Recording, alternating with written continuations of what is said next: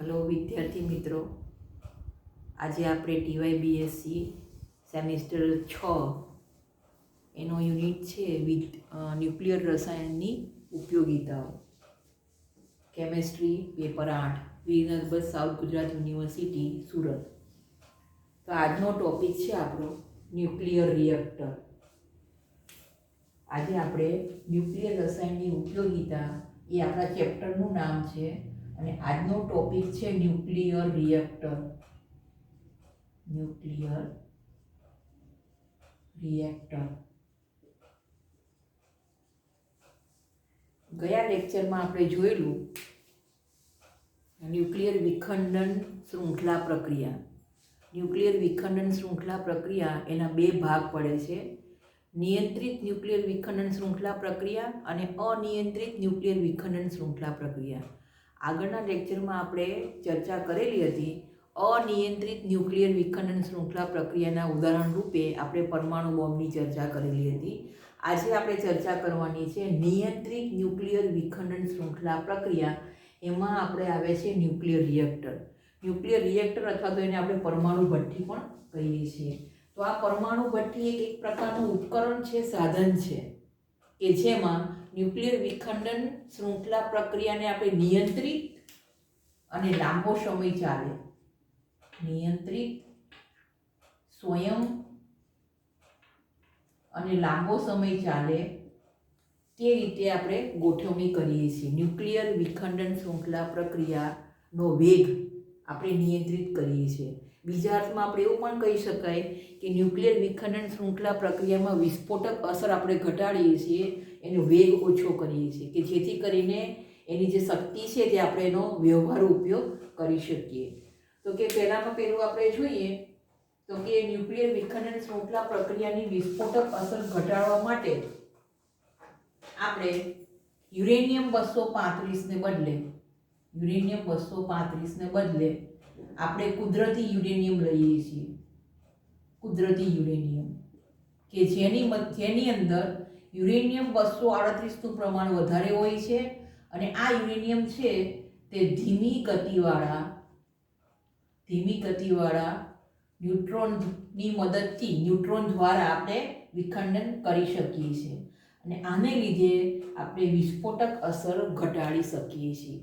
Uranium 235 ને બદલે આપણે યુરેનિયમ 238 નો ઉપયોગ કરીએ છીએ અને ધીમી ગતિવાળા ન્યુટ્રોનને મારો કરવામાં આવે છે. હવે ત્યાર પછી જોઈએ તો તમને અહીંયા ફિગર બે ન્યુક્લિયર રિએક્ટરની બતાવેલી છે. આ ન્યુક્લિયર રિએક્ટર એક પ્રકારનું સાધન છે. તો કે ન્યુક્લિયર રિએક્ટરમાં મુખ્ય 5 ઘટકો આવેલા છે. 5 ઘટકો છે. પહેલું આવે છે અંતઃભાગ, કોર. અંતઃભાગ અથવા તો આપણે એને કોર કહીએ છીએ. આ પહેલો એનો ઘટક છે. ત્યાર પછી આપણે આવે છે મોડરેટર. ત્રીજો એનો ઘટક છે નિયંત્રિત સળિયા.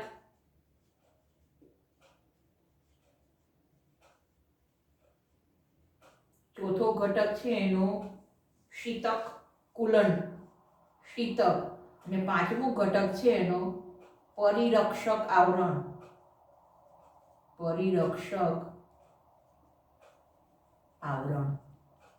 એના 5 ઘટક છે. તો પહેલું આપણે જોઈએ આ ફિગરની અંદર આ અંતર્ભાગ છે, બરાબર. પહેલો કોર કહીએ છીએ એને આપણે. બીજું છે મોડરેટર. તો કે આ કોર છે, વિખંડન દ્રવ્ય છે, એની આજુબાજુ આ બતાવેલા છે તે મોડરેટર બતાવેલા છે. ત્રીજો ભાગ છે નિયંત્રિત સળિયા છે. આ નિયંત્રિત સળિયા મૂકેલા છે. ચોથો ભાગ શીતકમાં આવે છે. શીતક એટલે કે આ બધી વસ્તુ છે વિખંડન દ્રવ્ય છે, મોડરેટર છે, એને ઠંડુ પાડવા માટે આપણે શીતકનો ઉપયોગ કરીએ છીએ. પાંચમો ભાગ છે તે પરિરક્ષક આવરણ છે કે જેનો ઉપયોગ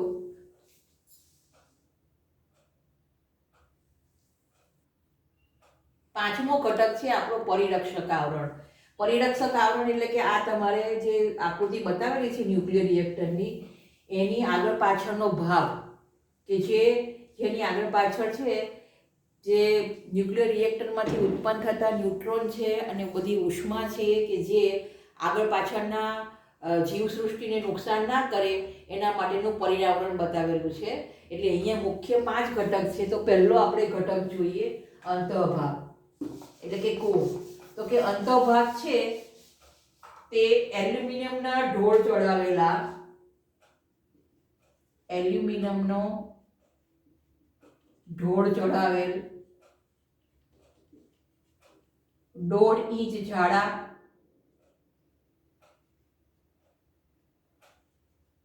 1.5 ઇંચ જાડા અને 4 ઇંચ લાંબા છિદ્રાળુ યુરેનિયમના સળિયા મૂકવામાં આવે છે.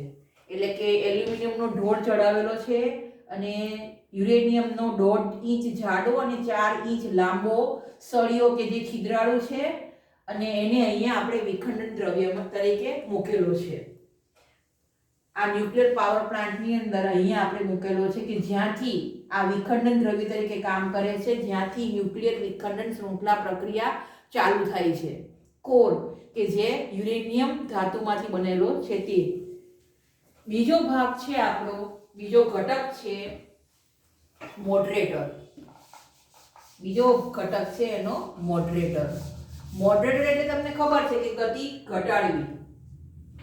બીજો ઘટક છે એનો મોડરેટર. મોડરેટર છે તે ઉત્પન્ન થયેલા ન્યુટ્રોન છે એ ન્યુટ્રોનની ગતિશક્તિ ઘટાડે છે અને જેને લીધે ઓછી ગતિવાળા ન્યુટ્રોન આપણને મળે છે. એટલે કે જેથી કરીને વિસ્ફોટક અસરની માત્રા આપણે ઘટાડી શકીએ છીએ. તો એની આપણે આકૃતિ દોરીને જોઈએ તો કે એક ન્યુટ્રોન છે એને આપણે યુરેનિયમ ઉપર આપણે મારો કરીએ છીએ. યુરેનિયમ પર બરાબર 92 યુરેનિયમ 238 પર યુરેનિયમ પર આપણે મારો કરીએ છીએ. તો એ યુરેનિયમનું વિખંડન થાય છે તો તમને ખબર છે કે 3 ન્યુટ્રોન મળે છે. આને દ્વિતીયક ન્યુટ્રોન કહેવાય. દ્વિતીયક ન્યુટ્રોન મળે છે ને 2 બીજા આપણને ઘટકો મળે છે, આપણે 2 પરમાણુ મળે છે. એને આપણે કહીએ છીએ કે વિખંડન ટુકડા મળે છે, વિખંડન નિપજ. બરાબર. તો હવે આ 3 ન્યુટ્રોન છે એ ખૂબ ગતિશક્તિવાળા હોય છે અને એ ગતિશક્તિવાળા ન્યુટ્રોન આપણે વાપરીએ તો વિસ્ફોટક અસર થાય. તો વિસ્ફોટક અસરને ઘટાડવા માટે એને આ રીતે મોડરેટરમાંથી પસાર કરવામાં આવે છે, જેથી ઉત્પન્ન થયેલા ન્યુટ્રોનની ગતિશક્તિ ઘટે છે અને એ બીજા યુરેનિયમ ન્યુક્લિયસનું વિખંડન કરે છે. બરાબર. તો અહીંયા મોડરેટરનું કામ છે માત્ર ને માત્ર ન્યુટ્રોનની ગતિશક્તિ ઘટાડવાની. હવે મોડરેટર છે તે D2O ના બનેલા હોય છે, એક ગ્રેફાઇટના હોય અથવા તો બેરિલિયમના હોય છે. આ વસ્તુનો ઉપયોગ આપણે મોડરેટર તરીકે કરીએ છીએ. જો તમારા ન્યુક્લિયર રિએક્ટરમાં D2O મોડરેટર તરીકે વપરાતો હોય તો એને આપણે કહીએ છીએ swimming pool reactor. Swimming pool reactor. જો D2O નો ઉપયોગ તમે કરેલો હોય મોડરેટર તરીકે તો જે રિએક્ટરનું નામ છે તે સ્વિમિંગ પૂલ રિએક્ટર કહેવાય અને જો ગ્રેફાઇટનો ઉપયોગ કરેલો હોય તો એ રિએક્ટરને એટોમિક પાઇલ કહેવામાં આવે છે. ઇન શોર્ટ આપણે એવું કહી શકીએ કે મોડરેટરનું કામ છે તે ન્યુટ્રોનની ગતિશક્તિ ઘટાડવાનું છે કે જેથી કરીને આપણે વિસ્ફોટક અસર ઓછી કરી શકીએ. મોડરેટર તરીકે આપણે D2O, ગ્રેફાઇટ અને બેરિલિયમ જેવા ઘટકોનો આપણે ઉપયોગ કરીએ છીએ. જો મોડરેટર તરીકે D2O વપરાય તો એને સ્વિમિંગ પૂલ રિએક્ટર કહેવાય અને ગ્રેફાઇટ વપરાય તો એને એટોમિક પાઇલ કહેવામાં આવે છે. એ ન્યુક્લિયર રિએક્ટરનું નામ છે. આપણે એટોમિક પાઇલ કહીએ તો એનો અર્થ એવો થાય એટોમિક પાઇલ રિએક્ટર કે ગ્રેફાઇટ એઝ એન મોડરેટર તરીકે આપણે ઉપયોગમાં લીધેલો છે. હવે ત્રીજું ઘટક આવે છે એનો નિયંત્રિત સળિયા. નિયંત્રિત સળિયા ત્રીજો ઘટકમાં આપણે વાત કરીએ જે અહીંયા તમને બતાવેલા છે. નિયંત્રિત સળિયા આ તમારો અંતઃભાગ છે, કોર છે. આ જે ડાર્ક કલરમાં બતાવેલા છે આ તમારા મોડરેટર છે. બરાબર. અને હવે ત્રીજો ઘટક છે નિયંત્રિત સળિયા.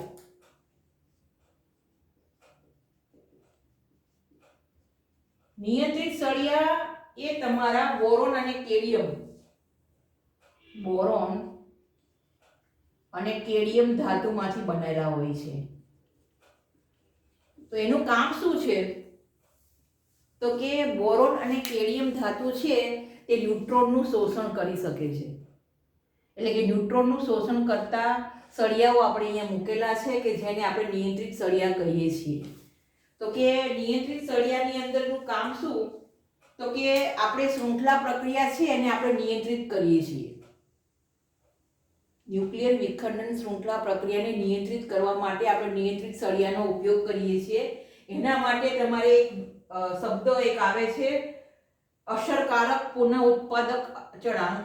અસરકારક પુનઃ ઉત્પાદક અચળાંક અથવા આને ગુણક અંક કહેવામાં આવે છે. ગુણક અંક એનો અર્થ શું થાય કે શૃંખલા પ્રક્રિયાની અંદર કોઈ પણ તબક્કે ઉત્પન્ન થતા ન્યુટ્રોનની સંખ્યા અને એ જ તબક્કે વપરાતા ન્યુટ્રોનની સંખ્યાનો ગુણોત્તર છે એને અસરકારક પુનઃ ઉત્પાદક અચળાંક અથવા તો ગુણક અંક કહેવામાં આવે છે. એનો સિમ્બોલ છે Ke. બરાબર. કોઈ પણ તબક્કે ઉત્પન્ન થયેલા ન્યુટ્રોનની સંખ્યા અને તે તબક્કે આપાત થયેલા ન્યુટ્રોનની સંખ્યા, ઉત્પન્ન થયેલા ન્યુટ્રોનની સંખ્યા છેદમાં આપાત થયેલા ન્યુટ્રોનની સંખ્યા. પણ ક્યારે? કોઈ એક તબક્કે જે તબક્કાની તમે વાત કરતા હોય કોઈ એક તબક્કાની અંદર ઉત્પન્ન થયેલા ન્યુટ્રોનની સંખ્યા અને આપાત થયેલા ન્યુટ્રોનની સંખ્યાના ગુણોત્તરને ગુણક અંક અથવા તો અસરકારક પુનઃ ઉત્પાદક અચળાંક કહેવામાં આવે છે. તો ન્યુક્લિયર રિએક્ટરની અંદર જો Ke ની કિંમત 1 રાખવામાં આવે તો તમારી ન્યુક્લિયર પ્રક્રિયા છે તે અચળ દળે ચાલે છે. એનો અર્થ એવો થાય કે ઉત્પન્ન થયેલા ન્યુટ્રોનની સંખ્યા અને આપાત થયેલા ન્યુટ્રોનની સંખ્યા એટલે કે જેટલા ઉત્પન્ન થાય છે અને જેટલા આપાત થાય છે બંનેની સંખ્યા સરખી હોવી જોઈએ. એટલે કે Ke ની કિંમત 1 હોવી જોઈએ. તો તમારી ન્યુક્લિયર વિખંડન શૃંખલા પ્રક્રિયા અચળ દળે ચાલે છે. પણ ઘણી વખત શું થાય, જો Ke ની કિંમત 1 કરતા વધી જાય તો વિસ્ફોટક પ્રક્રિયા, વિસ્ફોટન થાય છે. બરાબર. અને જો Ke ની કિંમત 1 કરતા ઘટી જાય તો ન્યુક્લિયર પ્રક્રિયા, ન્યુક્લિયર વિખંડન શૃંખલા પ્રક્રિયા અટકી જાય. એટલે કે Ke ની કિંમત 1 અથવા 1 થી સહેજ વધારે તમારી હોવી જોઈએ. 1 કરતા ઘટી જાય તો તમારી ન્યુક્લિયર વિખંડન શૃંખલા પ્રક્રિયા અટકી જાય અને Ke ની કિંમત 1 કરતા વધી જાય તો તમારી વિસ્ફોટક અસર જોવા મળે, વિસ્ફોટન થાય છે અંદર. તો અહીંયા જો જ્યારે પણ Ke ની કિંમત 1 કરતા વધી જાય, 1 કરતા વધે ત્યારે જે નિયંત્રિત સળિયા છે, નિયંત્રિત સળિયા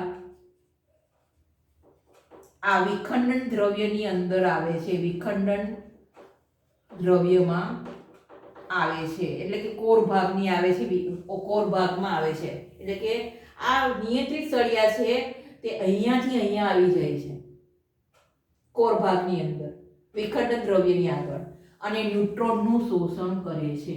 ન્યુટ્રોનનું શોષણ કરે છે. બરાબર. 1 કરતા વધી જાય. આપણે વિસ્ફોટક અસર ઘટાડવાની છે. Ke ની કિંમત જેવી 1 કરતા વધી જાય કે તરત જ નિયંત્રિત સળિયા છે તે તમારા વિખંડન દ્રવ્યની આગળ આવી જાય અને ન્યુટ્રોનનું શોષણ કરી નાખે છે અને Ke ની કિંમત 1 જેટલી થઈ જાય છે, લગભગ 1. ને જેવી Ke ની કિંમત 1 કરતા ઘટી જાય તો નિયંત્રિત સળિયા છે તે વિખંડન દ્રવ્યની બહાર આવી જાય છે.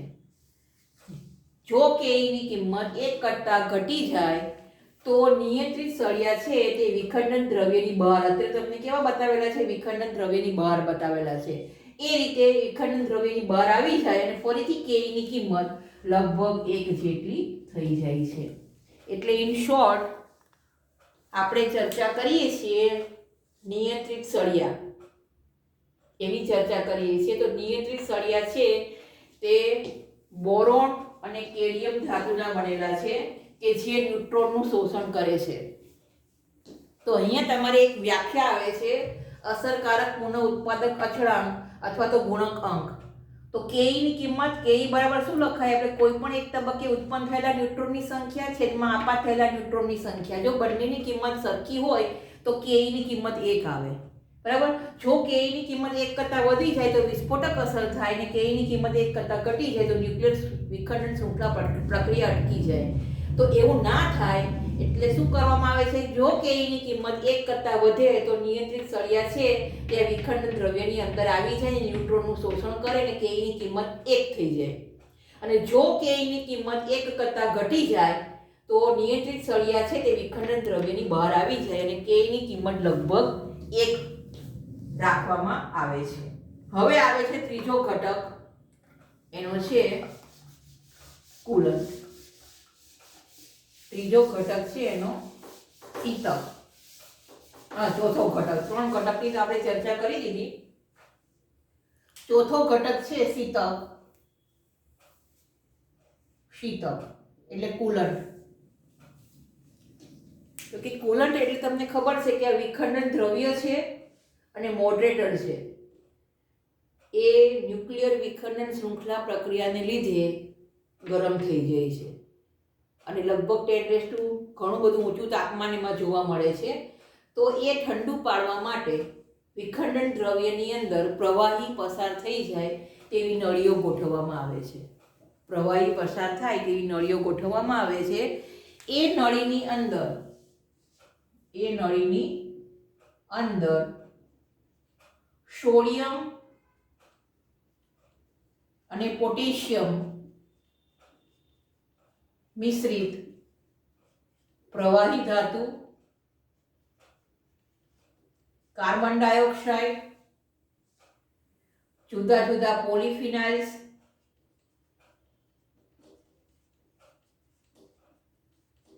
પસાર કરવામાં આવે છે, જેને લીધે તમારો જે વિખંડન દ્રવ્ય છે, મોડરેટર છે, એ ઠંડા થઈ જાય છે.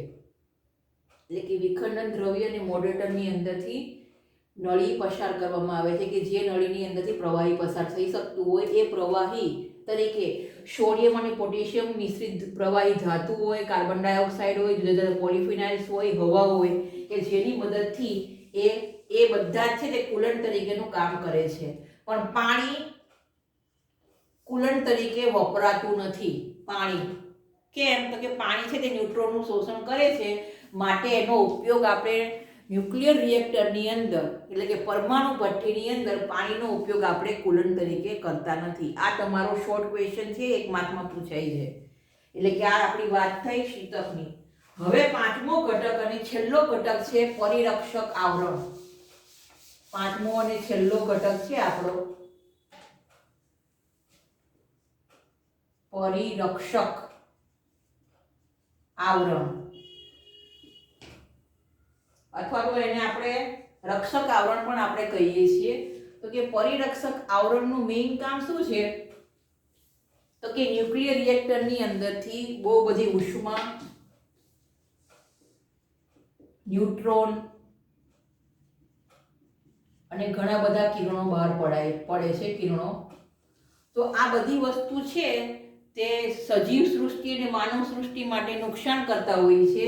એટલે આ ન્યુક્લિયર રિએક્ટરની આજુબાજુ ચારે બાજુ સિમેન્ટ કોન્ક્રીટની દિવાલ બનાવવામાં આવે છે કે જે 8 ફૂટ જાડી હોય છે, 8 ફૂટ એની જાડાઈ હોય છે અને કોન્ક્રીટની દિવાલ બનાવવામાં આવે છે, જેથી કરીને ન્યુક્લિયર રિએક્ટરને લીધે ઉત્પન્ન થયેલી ઉષ્મા છે, ન્યુટ્રોન છે, જુદા જુદા પ્રકારના કિરણો છે તે જીવ સૃષ્ટિને અને માનવ સૃષ્ટિને નુકસાન ના થાય એના માટે એ પરિરક્ષક આવરણ બનાવવું પડે છે. જે ખરેખર ન્યુક્લિયર રિએક્ટરને કોઈ પ્રક્રિયામાં ભાગ લેતો નથી, પણ એક રક્ષક આવરણ તરીકે કામ કરે છે. એટલે અહીંયા આપણે ન્યુક્લિયર રિએક્ટરની વાત પૂરી થાય છે. હવે આવે છે ન્યુક્લિયર સંકલન. નવો ટોપિક આવે છે સંકલન.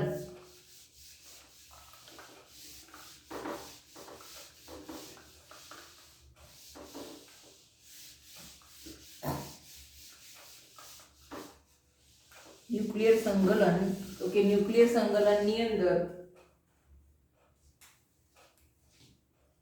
ન્યુક્લિયર સંકલન એટલે જોડાવવું,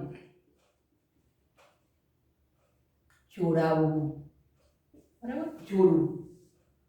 તો કે આપણે આગળ વાત કરેલી હતી બંધન શક્તિ વક્ર પરથી. બંધન શક્તિ વક્ર એટલે કે બંધન શક્તિ વિરુદ્ધ દળાંકનો ગ્રાફ આપણે આગળના લેક્ચરમાં જોયેલો હતો. એમાં ક્ષેત્ર A અને ક્ષેત્ર B બે બતાવેલા હતા. ક્ષેત્ર A એટલે કે હલકા તત્વો, હલકા ન્યુક્લિયસ કે જેની બંધન શક્તિ ઓછી છે. હલકા ન્યુક્લિયસ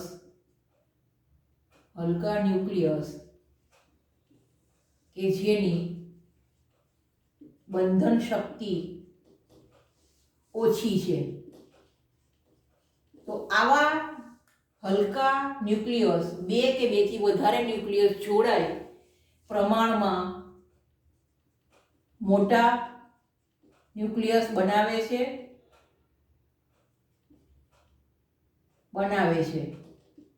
કે જેનો પરમાણુ ભાર ઊંચો હોય છે, બંધન શક્તિ ઊંચી હોય છે અને એની સ્થિરતા પણ ઊંચી હોય છે, સ્થિરતા પણ વધારે હોય છે. એટલે કે બંધન શક્તિ વક્ર ઉપરથી આપણને ખ્યાલ છે કે હલકા ન્યુક્લિયસ કે જેનો પરમાણુ ભાર ઓછો છે, એની બંધન શક્તિ ઓછી છે, આવા હલકા ન્યુક્લિયસો, બે કે તેથી વધારે ન્યુક્લિયસ એકબીજા સાથે જોડાઈ પ્રમાણમાં મોટું ન્યુક્લિયસ બનાવે છે કે જેનો પરમાણુ ભાર ઊંચો હોય છે, બંધન શક્તિ ઊંચી હોય છે અને સ્થિરતા પણ ઊંચી હોય છે. તો આવી પ્રક્રિયાને આપણે ન્યુક્લિયર સંકલન પ્રક્રિયા કહીએ છીએ.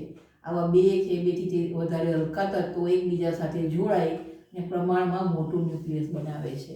તો આવી પ્રક્રિયાને આપણે ન્યુક્લિયર સંકલન પ્રક્રિયા કહીએ છીએ કે જે ન્યુક્લિયર વિખંડન પ્રક્રિયાથી ઉલટી પ્રક્રિયા છે. હવે ન્યુક્લિયર સંકલન પ્રક્રિયા થાય છે એ પ્રક્રિયા કરવા માટે 10⁷ કેલ્વિન જેટલા તાપમાનની જરૂર પડે છે, ખૂબ ઊંચા તાપમાનની જરૂર પડે છે. તો એ તાપમાન મેળવવા માટે આપણે યુરેનિયમનો ઉપયોગ કરી ને ન્યુક્લિયર વિખંડન શૃંખલા પ્રક્રિયા દ્વારા 10⁷ કેલ્વિન જેટલું તાપમાન આપણે આપવું પડે છે.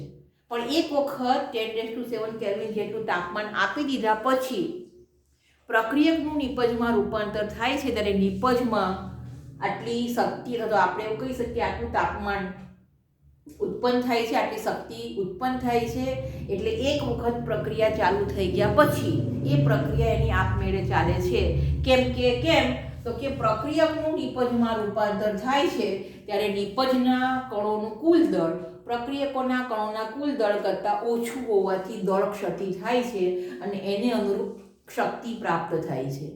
એટલે કે ન્યુક્લિયર સંકલન પ્રક્રિયાને ચાલુ કરવા માટે ખૂબ ઊંચું તાપમાન એટલે 10⁷ કેલ્વિન જેટલું તાપમાન આપવું પડતું હોવાથી, અથવા તો ઊંચા તાપમાને આ પ્રક્રિયા થતી હોવાથી તાપ સંકલન, બરાબર, થર્મોન્યુક્લિયસ, અથવા તો આપણે એવું કહી શકીએ કે તાપ એટલે કે ઉષ્મીય ન્યુક્લિયર પ્રક્રિયા પણ કહેવામાં આવે છે, અથવા તો થર્મોન્યુક્લિયર પ્રક્રિયા કહેવામાં આવે છે. તાપ સંકલન ખૂબ ઊંચા તાપમાને થતી પ્રક્રિયા હોવાથી તાપ ન્યુક્લિયર પ્રક્રિયા પણ કહેવામાં આવે છે. તાપ ન્યુક્લિયર પ્રક્રિયા. હવે તાપ એટલે ઉષ્મીય પણ કહી શકાય કે ઉષ્મીય ન્યુક્લિયર પ્રક્રિયા કહેવામાં આવે છે. કોને? તો કે ન્યુક્લિયર સંકલન પ્રક્રિયાને. હવે ન્યુક્લિયર સંકલન પ્રક્રિયાનો આપણે ઉપયોગ શેમાં કરીશું? ન્યુક્લિયર સંકલન પ્રક્રિયાનો ઉપયોગ આપણે હાઇડ્રોજન બોમ્બ બનાવવામાં કરીએ છીએ. હાઇડ્રોજન બોમ્બ આપણે ગયા લેક્ચરમાં વાત કરી હતી જે પરમાણુ બોમ્બની વાત કરેલી. એ પરમાણુ બોમ્બ છે તે અનિયંત્રિત ન્યુક્લિયર વિખંડન શૃંખલા પ્રક્રિયાનું ઉદાહરણ છે. અને અત્યારે આપણે ચર્ચા કરીએ છીએ હાઇડ્રોજન બોમ્બ, કે જે ન્યુક્લિયર સંકલન પ્રક્રિયાનું ઉદાહરણ છે. હાઇડ્રોજન બોમ્બ, બરાબર. હાઇડ્રોજન બોમ્બનો સિદ્ધાંત કયો છે? તો કે ન્યુક્લિયર સંકલન પ્રક્રિયાનો. તો કે ન્યુક્લિયર સંકલન પ્રક્રિયા છે, ન્યુક્લિયર સંકલન પ્રક્રિયા એ તાપ આધારિત પ્રક્રિયા છે, અથવા તો એવું કહી શકાય તાપમાન આધારિત પ્રક્રિયા છે. તાપમાન આધારિત પ્રક્રિયા છે, બરાબર. તાપમાન આધારિત પ્રક્રિયા હોવાથી ન્યુક્લિયર સંકલન પ્રક્રિયા કરવા માટે ખૂબ ઊંચા તાપમાન એટલે કે 10⁷ કેલ્વિન તાપમાનની જરૂર છે. એ તાપમાન તમારે યુરેનિયમ પર ન્યુટ્રોનનો મારો કરવાથી એટલે કે પરમાણુ બોમ્બનો ઉપયોગ કરવાથી તમે એટલું તાપમાન મેળવી શકો છો. 10⁷ કેલ્વિન તાપમાનની જરૂર પડે છે.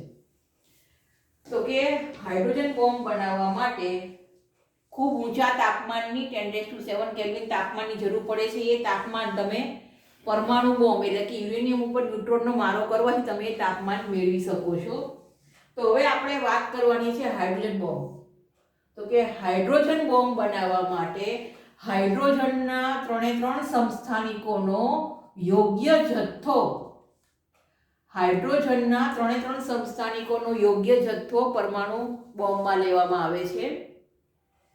પરમાણુ બોમ્બને ફોડવામાં આવે છે, એટલે કે 10⁷ કેલ્વિન જેટલું તાપમાન આપણને મળે છે. એ તાપમાન ઉત્પન્ન થવાથી એટલે કે પરમાણુ બોમ્બ ફૂટવાથી ન્યુક્લિયર સંકલન એટલે કે હાઇડ્રોજનના 3 સમસ્થાનિકોનું ન્યુક્લિયર સંકલન પ્રક્રિયા ચાલુ થાય છે. અને એ ન્યુક્લિયર સંકલન પ્રક્રિયાને લીધે તમારો હાઇડ્રોજન બોમ્બ ફૂટે છે અને ખૂબ મોટા પ્રમાણમાં શક્તિ ઉત્પન્ન થાય છે. ફરીવાર, હાઇડ્રોજન બોમ્બ બનાવવા માટે હાઇડ્રોજનના 3 સમસ્થાનિક 1H1, 1H2 અને 1H3 નો યોગ્ય જથ્થો પરમાણુ બોમ્બમાં લેવામાં આવે છે. પરમાણુ બોમ્બને ફોડવામાં આવે છે. પરમાણુ બોમ્બ ફોડતા 10⁷ કેલ્વિન તાપમાન મળે છે. એ તાપમાન મળતા હાઇડ્રોજનના 3 સમસ્થાનિકો ન્યુટ્રોન સાથે ન્યુક્લિયર સંકલન પ્રક્રિયા થવાથી હાઇડ્રોજન બોમ્બ ફૂટે છે અને ખૂબ મોટા પ્રમાણમાં શક્તિ ઉત્પન્ન થાય છે. તો કેવા પ્રકારની પ્રક્રિયા થાય છે? તો કે 1H1, 1H2 તો કે 2He3 પ્લસ 1.6 MeV. બીજી પ્રક્રિયામાં પણ 2He3 plus neutron plus 3.2 MeV શક્તિ ઉત્પન્ન થાય છે. અને ત્રીજી પ્રક્રિયામાં 2He4 plus neutron plus 17.6 MeV. ને બધાનો સરવાળો કરો, બધાનો આ 3નો, તો તમને કિંમત મળે છે 22.4 MeV ટોટલ. આ તમને યાદ રાખવાની ટેકનિક બતાવું છું. હાઇડ્રોજનના 3 સમસ્થાનિકો 1H1, 1H2 અને 1H3 પહેલા ઊભા લખી નાખવાના. એ 3 સમસ્થાનિકો છે ન્યુટ્રોન સાથે પ્રક્રિયા કરે છે. પહેલી પ્રક્રિયામાં 2He3 મળે છે, બીજી પ્રક્રિયામાં 2He3 અને ન્યુટ્રોન મળે છે, અને ત્રીજી પ્રક્રિયામાં 2He4 અને એક ન્યુટ્રોન મળે છે. દરેક અલગ અલગ ન્યુક્લિયર સંકલન પ્રક્રિયા થવાથી અલગ અલગ શક્તિ ઉત્પન્ન થાય છે. બધાનો સરવાળો કરો એટલે કે એક ન્યુક્લિયર સંકલન પ્રક્રિયા થવાથી તમારે 22.4 MeV શક્તિ પ્રાપ્ત થાય છે. એક ન્યુક્લિયર સંકલન પ્રક્રિયા થવાથી એટલે કે બીજું કશું જ નહીં, હાઇડ્રોજનના 3 સમસ્થાનિક ન્યુટ્રોન સાથે પ્રક્રિયા કરે છે. ન્યુક્લિયર ખૂબ ઊંચા તાપમાને ન્યુક્લિયર સંકલન પ્રક્રિયા થાય છે અને 22.4 MeV શક્તિ પ્રાપ્ત થાય છે. હવે આવે છે એટલે કે તમારા મગજમાં એટલું ક્લિયર હોવું જોઈએ કે પરમાણુ બોમ્બ છે તે ન્યુક્લિયર વિખંડન પ્રક્રિયાનું ઉદાહરણ છે અને હાઇડ્રોજન બોમ્બ છે તે ન્યુક્લિયર સંકલન પ્રક્રિયાનું ઉદાહરણ છે. તો હવે બંને બોમ્બની અંદર એટલે કે હાઇડ્રોજન બોમ્બ અને પરમાણુ બોમ્બની અંદર જે શક્તિ મળે છે એની આપણે કમ્પેરિઝન કરવાની છે. વિસ્ફોટક અસર અથવા તો વિસ્ફોટક થતા શક્તિ કેટલા પ્રમાણમાં મળે છે તે. એટલે કમ્પેરિઝન કોની કરવાની છે તો કે હાઇડ્રોજન બોમ્બ અને પરમાણુ બોમ્બ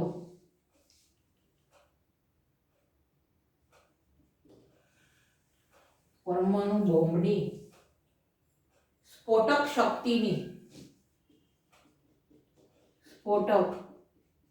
શક્તિની સરખામણી. હાઇડ્રોજન બોમ્બ અને પરમાણુ બોમ્બ. હાઇડ્રોજન બોમ્બ એટલે ન્યુક્લિયર સંકલન પ્રક્રિયા. આમાં કઈ પ્રક્રિયા થાય છે? સંકલન પ્રક્રિયા થાય છે. એટલું તમારા મગજમાં હોવું જોઈએ. બીજું પરમાણુ બોમ્બ છે તે ન્યુક્લિયર વિખંડન પ્રક્રિયા થાય છે. અને આ ન્યુક્લિયર સંકલન પ્રક્રિયા. તો કે પહેલામાં પેલું જોઈએ તો કે ન્યુક્લિયર સંકલન પ્રક્રિયા હમણાં આપણે જોઈ. હાઇડ્રોજન છે, ડ્યુટેરિયમ છે અને ટ્રિટિયમ. અને હાઇડ્રોજન છે તે સૌથી હલકામાં હલકું તત્વ છે. હાઇડ્રોજન બોમ્બ બનાવવા માટે આપણે ડ્યુટેરિયમ અને ટ્રિટિયમ ડ્યુટેરિયમ અને ટ્રિટિયમ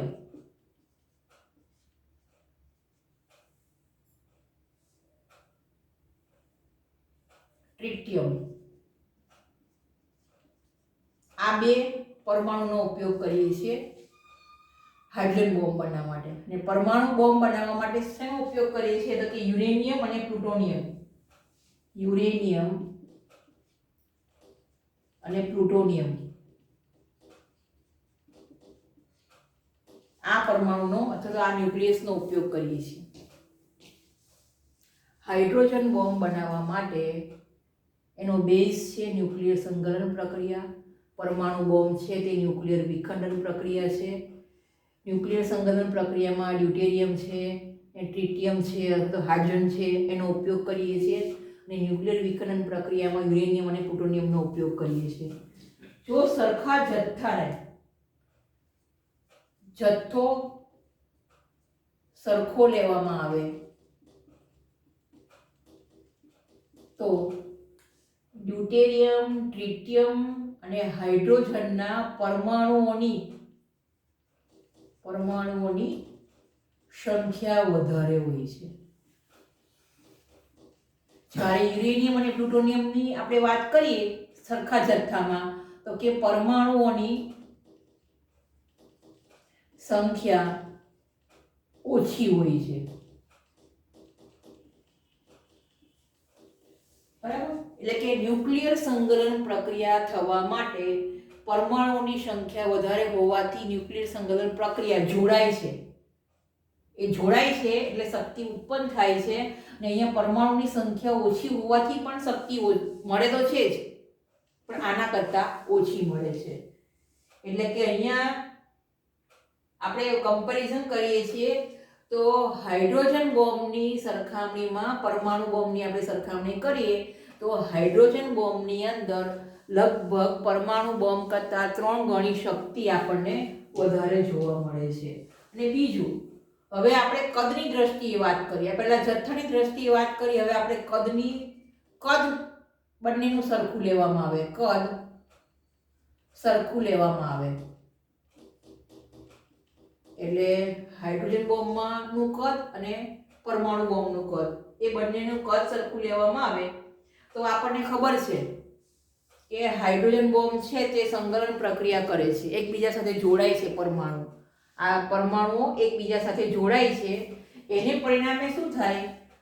નાનામાં નાનો જથ્થો હોય, નાનામાં નાનો જથ્થો હશે ત્યાં સુધી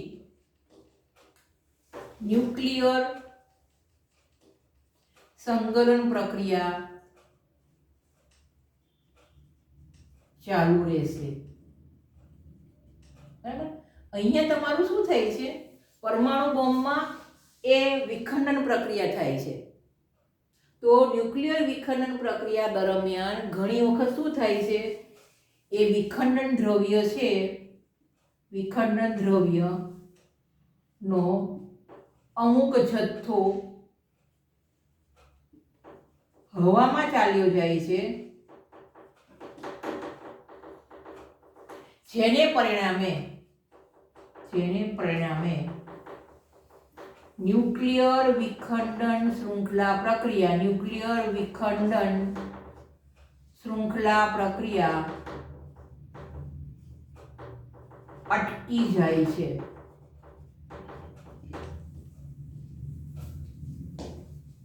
આપણે કમ્પેરિઝન કરીએ છીએ હાઇડ્રોજન બોમ્બ અને પરમાણુ બોમ્બ. હાઇડ્રોજન બોમ્બનો સિદ્ધાંત ન્યુક્લિયર સંકલન પ્રક્રિયા છે, એટલે નાનામાં નાનો જથ્થો હશે ત્યાં સુધી તમારી ન્યુક્લિયર સંકલન પ્રક્રિયા ચાલુ રહેશે. જ્યારે પરમાણુ બોમ્બ છે તે ન્યુક્લિયર વિખંડન પ્રક્રિયા પર આધારિત છે. તો શું થશે? વિખંડન દ્રવ્યનો અમુક જથ્થો હવામાં ચાલ્યો જાય છે, જેને પરિણામે ન્યુક્લિયર વિખંડન શૃંખલા પ્રક્રિયા અટકી જાય છે. આને લીધે હાઇડ્રોજન બોમ્બ ની વિસ્ફોટક શક્તિ, અથવા તો આપણે એવું કહી શકાય કે હાઇડ્રોજન બોમ્બની શક્તિ 3 ગણી